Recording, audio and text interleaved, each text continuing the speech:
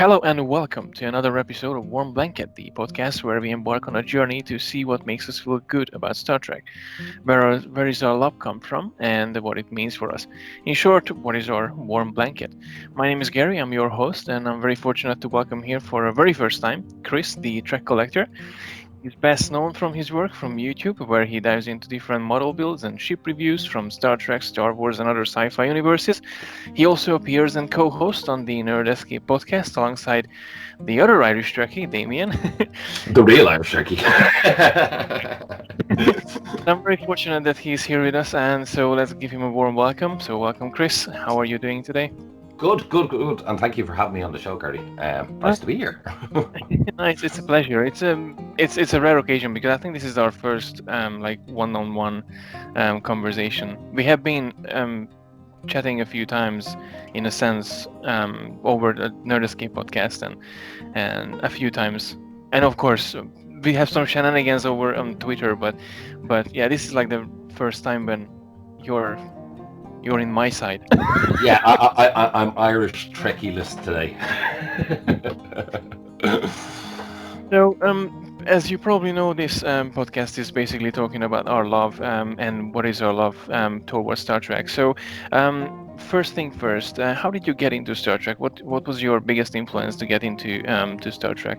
I was always fascinated with space from an early age, just looking up at the stars, just being like daydreaming of space. And then I think early learning about the moon race, the Apollo missions, the space shuttle always fascinated me. So I think at an early age, just always fascinated by that kind of stuff. And then by chance, I think I was fairly young, and I think it was BBC Two at the time, and that'd be a UK broadcasting TV station, was showing a program called Star Trek, and straight away it was love at first sight. That's pretty much it. Just loved Captain James T. Kirk, loved Chekhov, probably one of my favorite characters, but just loved Star Trek ever since. And you never looked back. Never looked back. Then I'm wondering, how did the show affect your life? I mean, obviously, you as you mentioned, you got into the show quite early in your childhood, and you're still being an established man. You're still watching the show. How did it affect your life overall? I think back in the day, I think Star Trek, the original series, just did some fantastic episodes, and just really just hit some points that was definitely needed. So like there was just fantastic ways of trying to just get a point across. I'm just trying to think of a TOS episode that I just remember from an early age, and it's just absolutely like it just really hit the hammer on the nail with like race at the time. And I'm just trying to think, mind blank, of course. Let That Be Your Last Battlefield was absolutely fantastic, one of the most standout TOS episodes, just to teach people like there is no difference. We're all literally humans, and I think any TV show that can actually get that into somebody young, probably at the age of 8 or 9, I think can only be a good thing. That episode was just literally. I think the Enterprise comes across a gentleman, and his face is white on one side, black on the other side, and they're fighting a war, and basically they're fighting against people that have black on the opposite side and white on the other side. So I thought it was absolutely groundbreaking, and just great storyline. It was a pointless war that they were fighting. So yeah. Wow. So this is actually interesting, and I I meant to get back to these sort of questions in the end of the discussion, or towards the end of the discussion, but I need to ask. So watching the original series and having this experience, have you experienced the same with the other Star Trek shows that came after, like Next Generation, DS9, up to Picard, to I a think certain these, extent? yeah, I think Deep Space Nine really hit it. Not singing praise that I was in the Deep Space Nine documentary, which was brilliant. But Yeah, so yeah, Deep Space Nine. hashtag there's an international star in the monster star right now. Yeah, I think Deep Space Nine was probably the closest Star Trek to come back to hitting original issues, which was just kind of fantastic, between dealing with religion, um, and just differences. Just, you know, I mean, it's just some of the best Star Trek writing there. So I honestly think Deep Space Nine kind of ran away. I just think Deep Space Nine just had the best script writers, to be honest, and they kind of really honed in on what the original Star Trek was trying to do, but yet it was set in a darker kind of age of Star Trek, which was quite interesting. No, it is indeed.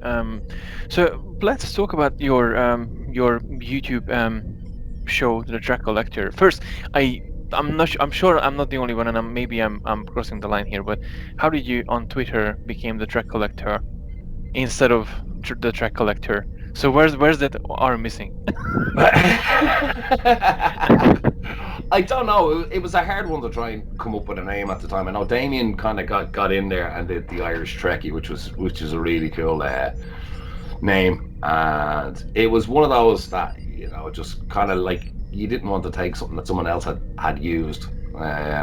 So it's an interesting one, but it probably going back, if I could change it, maybe. But I think the name is kind of stuck now at this point. So yeah, the YouTube channel, it like I kind of have a very kind of heavy work life.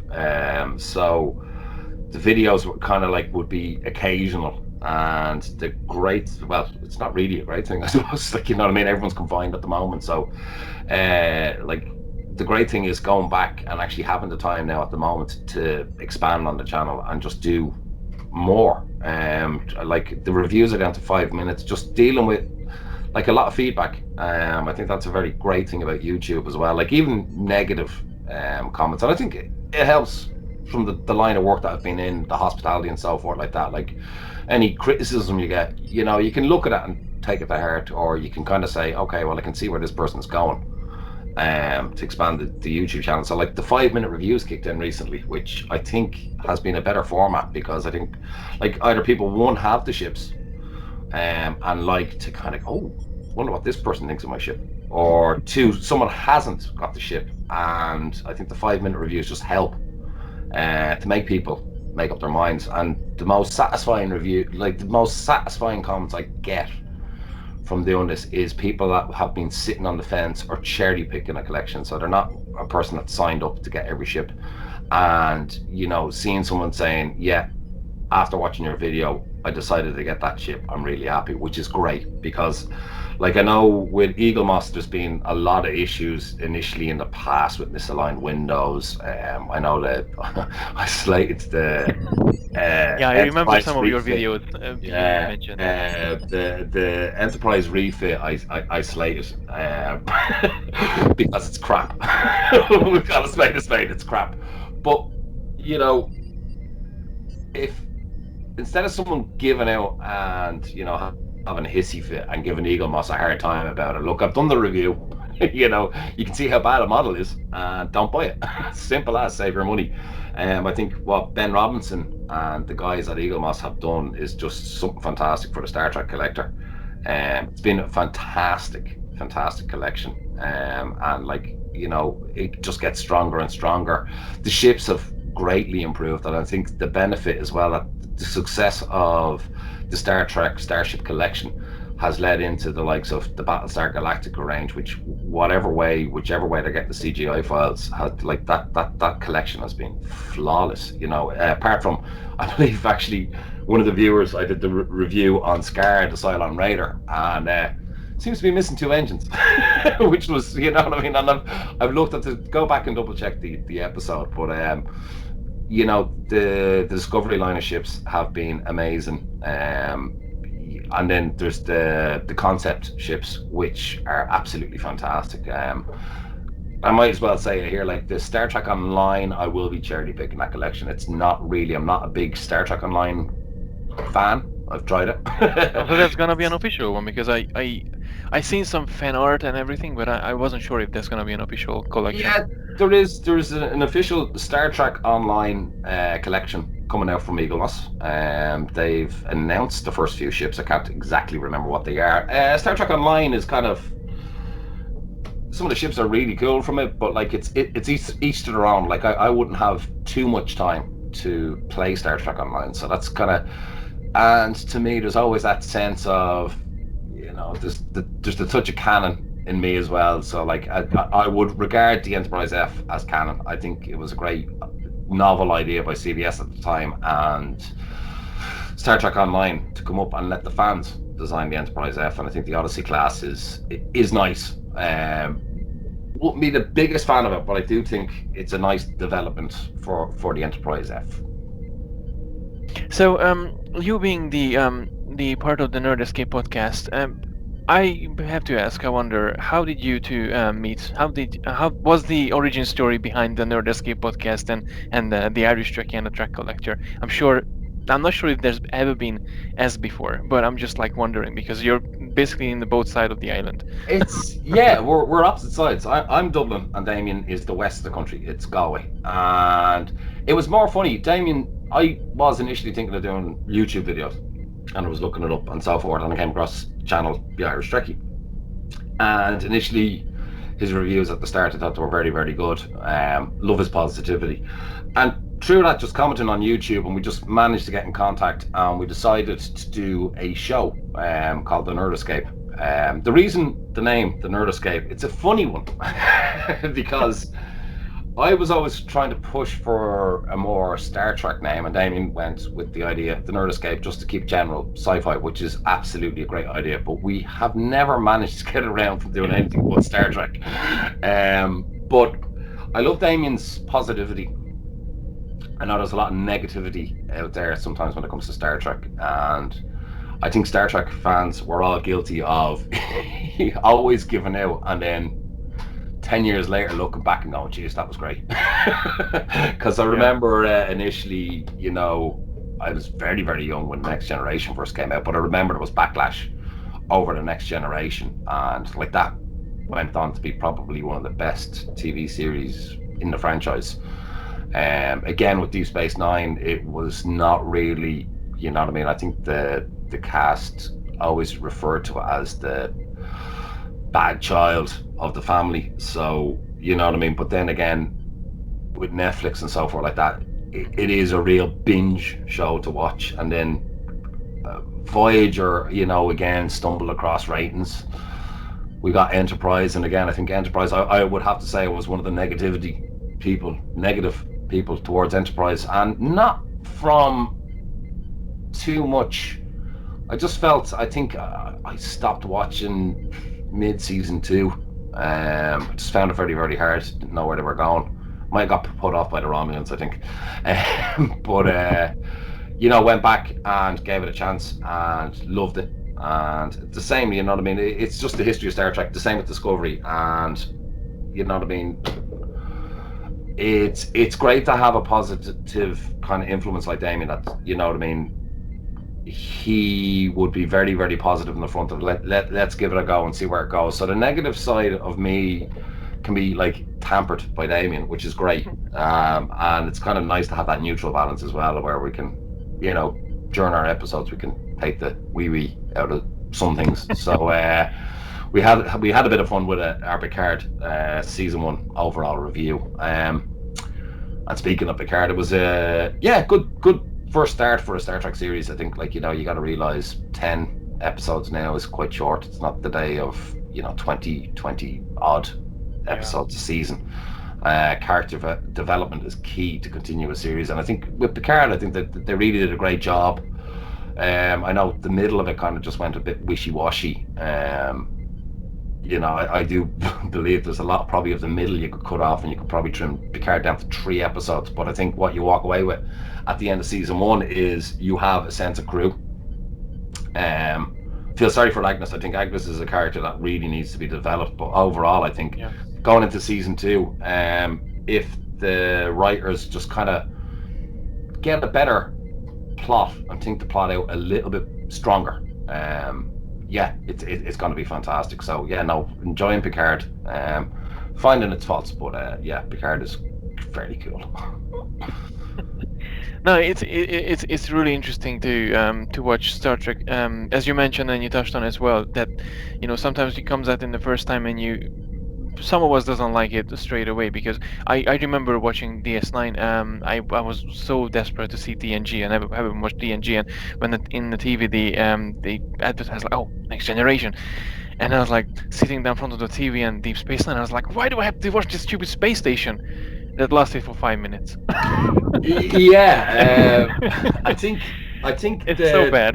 the Deep Space Nine documentary. The one thing that I have to love about it is that Ira Stephen Bear sense of humor is just very, very good. And I think there's a part in the documentary where it comes along and they just have, yeah, like they were showing all the action of James D. Kirk and showing all the action of Captain Picard on the Enterprise D. So they have the two Enterprises blasting around, and then they show Deep Space Nine spinning around, and they have like kind of corny music. Elevator So music. like, how were you meant to make a Star Trek show just sitting on a space station? So yeah, it was dark. Kicked off with religion. It kicked off with a battered people, the Bajorans, which again was developed early on with TNG to tie into the Deep Space Nine story. But yeah, it's a darker side of Star Trek. But I think the great thing that Deep Space Nine had over everything else, it wasn't all of a sudden like with TOS you had Kirk, Spock, Scotty, and McCoy, and then you had like Uhura, Chekhov, Sulu, and there wasn't too much with the rest of the characters. TNG followed that too, 7, 8 actors, and there was no real, Galaxy class starship, 1,000 people. You know what I mean? And it pretty much revolved around the 7. And I think the great thing about Deep Space Nine was it was a space station, and like they ended up just involving so much more than the typical Star Trek. And I think the secondary characters had a lot to play in making the show kind of, instead of just focusing on the 7 characters and going back and say you do an episode just based on 7 characters, Deep Space Nine, went a bit further, and like you had so many great, like the cat, you've my favorite, Garrick, the Ferengis. I think like the Ferengi standalone episodes were absolutely brilliant. The Magnificent Ferengi come to mind actually. Oh yeah, Which was a great episode. But yeah, and the other side of it as well, it went back. It touched on quite a lot, like Nog losing his leg, kind of like suffering post-traumatic stress. You had like the real issues of the war. It wasn't glorified Star Trek in that sense. There was a lot of kind of really, really hard-hitting episodes. Pale Moonlight, again, dealing with race, which was really, really cool. The first gay scene, Jadzia Dax, which was really, really kind of cool. And that I think that's what kind of like, I think the guys that worked in Deep Space Nine were really, really proud of the heritage of TOS. More so, they didn't seem to get sidetracked by TNG. TNG was the big one, massive. But like, yeah, they, you look back on it now and you say, wow, you can see TOS, DS9. Like they really pull in, and I think some of the episodes like just are fantastic. The Visitor, probably one of my favorite episodes of all time. But like, they really powerful script writing. Not to be said, like Voyager had great episodes. Discovery season 1 was a bit raw.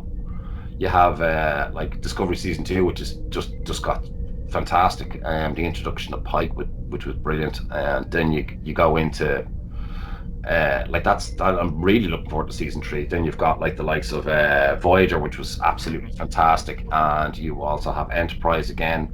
Loved it. Some great episodes in there.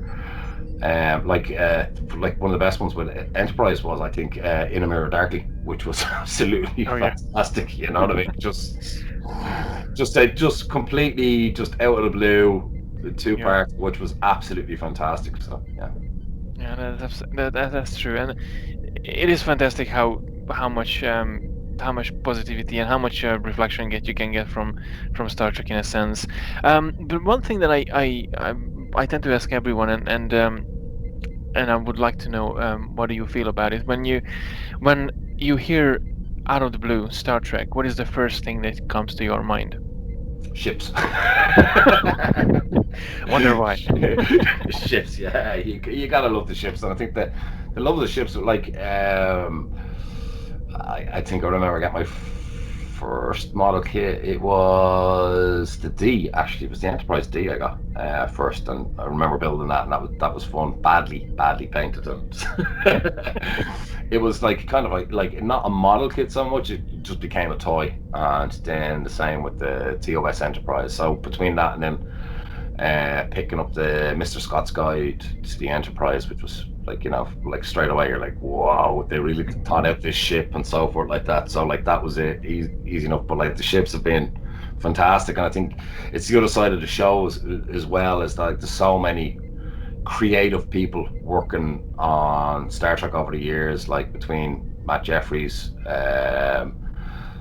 Diacutis, which have done fantastic work in the sense from TNG, Deep Space Nine, Voyager, and Enterprise, keeping it all within the Star Trek universe. And I know that's kind of like where the newer Star Treks have been criticized. Doug Drexler was fantastic. John Eves, like I think he's overpassed a couple of people now by working on the most Star Trek shows. There's so many more that I've probably forgotten about, but like, all the artwork, everything that they did between set designs, just absolutely fantastic. So like it's great, you know what I mean? And I have to say one thing about that kind of Star Trek family. The guys in the art departments, designers, so forth like that, are really, really friendly. They're great on social media. They're very interactive with their fans, which is great. Yeah, and you happen to meet quite a few of them over, with Damien in the Nerd Escape podcast. How does that change your perception towards the ships, in a sense? Yeah, like that's a great question, because like sometimes you can look at a ship and you say, ugh, why? John, how could you do this? Where are you going with Discovery? You know what I mean? Like, we look at the Enterprise E, and John Eves designed the Enterprise E, and it's everything you want from a starship. It's a beautiful ship, and then you come to Discovery, and we always kind of said, myself and Damien going back, like, a ship grows on you. It's a character in itself, and I think between talking to designers and so forth like that, like, they do a job like anybody else. They have bosses to answer to and so forth like that. And at the end of the day, is the executive producer is going to make a call and tell them what way to go. And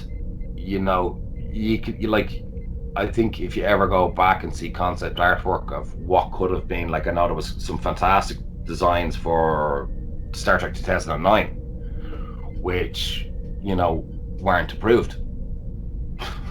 The only person that can answer that question is JJ. But you know what I mean? I know some people criticized the 2009 ship, big bulky nacelles and so forth like that. Yeah, it's kind of stayed true to the initial design, but I can't remember off the top of my head who designed it now. But in fairness, like, his concept work was there. If he had it his way, we probably would have been looking at something fairly similar to the Disco Prize, the Enterprise that appears in Discovery. So it's great talking to those guys, you know what I mean, and just realistically, before getting an angry fan head on and say, this guy's working, he's doing what he's told. So I think if you're ever going to criticize a starship that's been approved, blame the guy at the top.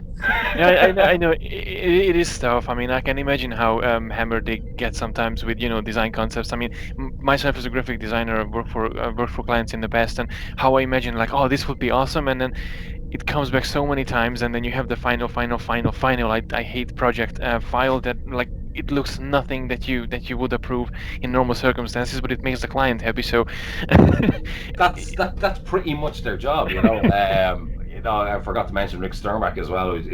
Such a funny guy, big NASA space buff, such a character, because like, we've met them, and this actually might as well give the shout out to Eagle Moss. Like since Eagle Moss started their collection at the DSTs, anyway, Ben Robinson has gone out of his way to bring the likes of John Eves has been over, Rick Sturmack was over, Ryan Denning was over, and a fantastic guy as well. Ryan's developed the ships on the Expanse, and he's worked on season 2 Discovery, so like the stealth ships are his, and they're just great guys. And normally, like anyone that's listening in on the stateside in America, like you'd be spoiled to know, like WonderCon and stuff like that, you'd see John Eves, or you know what I mean, Doug would float around, or Star Trek Las Vegas, you'd see the Acudas and stuff like that. We don't really get that here, and for Eagle Moss to bring these guys over, like, you know, and it's funny, you see everyone's there for Star Trek and to celebrate Star Trek, and everyone's there to get their autograph or their photograph signed, and they enjoy the talks and so forth. But it's great to see the buzz of activity around the Eagle Moss booth. One, people admiring the ships, and then two, just seeing the guys that worked on the shows and designed these ships, and that's high praise to the likes of Eagle Moss, because realistically, without them, chances of meeting these guys would have been slim to none. So meeting those guys and getting all the information about the ships, plus not to mention getting all the ships, which I mean, I cherry picked a few of them myself. I don't have a massive collection, just like 10, 13, 15 ships or something, but like I always wanted to have, you know, the small ones, and I never imagined that, you know, we're gonna get like Nebula class, or Futura was one, but they didn't do. I mean, they did a good job back in the days, but this quality that Eagle Moss does, it just surpasses everything that came before, in a sense, for all the variety. So it's absolutely amazing to have that. So in one sense of me, I'm just delighted that I was looking at the Ventura set for a long time, and I just never got around to buying any, and you know what, it was worth waiting for. So I wonder, like, you have a massive collection. Who anyone who watched your videos, they know your background. They know you have a massive starship collection. If Q would pop up one day and ask you that, tell you that I'm going to take away every single models of yours, but you only can keep one out of everything that you have, which one would you choose? Oh, that's a great question. I'm just having a glance around the room now at the moment, and I think, yeah, it's gonna be the Bandai Voyager. Simple reason, it's just one of the best ships. It's in my size. I can't really get her for you for now, but yeah, it'd be the Bandai Voyager. And again, like talking to Rick, he was singing praises about Bandai actually, and I'm sure it's the same with John Eves and Doug. Bandai like really reached out to the creators of the ship, and Rick literally threw these guys everything he had, between paint colors, you know, every single ounce of information he had, and Bandai took that information and threw it into the ship. Like the refit enterprises are great. I'm looking at the NX-01, is absolutely fantastic. The Enterprise E is brilliant, but it just, they got the right size for Voyager. It looks great with the lights on. It's just so accurate. It's just a beautiful ship. So yeah, that'd be the one I'd hold on to. And you know, who's to judge which one is the best choice? But I think it's a good one. I think, like, when it always comes down to these questions, you know, there's no wrong answer. You know, everyone has a reason to hold on to their own ship, so, and it's the right reason. Yeah, you know what? I have a. I'm sure if I told you that last time when we talked. I have a really old AMT Enterprise, a Connie, that I got from a friend for really cheap, like a pound or so, from lying in the attic or something, and it was you know, in very bad shape, and I patched it up over the years, overpainted it and stuff, and I told to myself all the time, like, if anyone would come, I have apart from the Eagle Moss, I have quite a few ships as well in the collection at home, but if anyone would take away everything, that would be the only one that I would, even though if it's you know, it's patched up and it's dinky and whatever, I would keep that. Yeah, it's a love-hate relationship with models and me, but yeah, no, get where you're going. Like it's just spending time. Like it's interesting at the moment, the way that, like, a lot of people have a lot of extra time on their hands. So I'm lucky enough that I was in the middle before I was out sick and was started off doing the 1350 Enterprise refit, and lucky enough I had most of the materials there in the house when this all happened. So I think, like, I've always said it when people are model building, like, the more time you put into to a model is the more you get out of it. But even at that, like, you still make mistakes, and only you'll see the mistakes. So you develop this love-hate relationship with the model. But I think there is always that, just, you know, you walk into a room and you see something that you made and you go, yeah, that's mine. Yeah, that's something for sure. So, above all things, we touched on quite a lot of things in terms of, you know, how the show, how you like the shows, what your kind of favorite, and we kind of got to the point when is DS9 is like the absolute favorite. Can we say that out loud uh, publicly? yeah, no, yeah, I've always said Deep Space Nine, and, you know, TOS, TNG, and there's nothing wrong with it. I never have any issues with Star Trek: The Next Generation. I think Star Trek: The Next Generation was absolutely fantastic at the time. The gas thing is, it's just always been something about me. It was just too mainstream. Everyone liked it. Yeah, You know what I mean? It's kind of like, picking a I was a favorite Star show. Trek fan first. You know, I remember in school, like, you wouldn't tell anyone that you liked Star Trek, and, you know, TOS and so forth. Then Next Generation came around. I remember, like, everyone racing from school. I think Sky One used to show at 5 o'clock, so everyone was racing home from school to watch Star Trek: The Next Generation. Like, huh? What's going on here? But, like, would they admit it? No. But, you know, it was a very mainstream TV show, and, like, it did everything right. I think the actors were fantastic. It's a great show.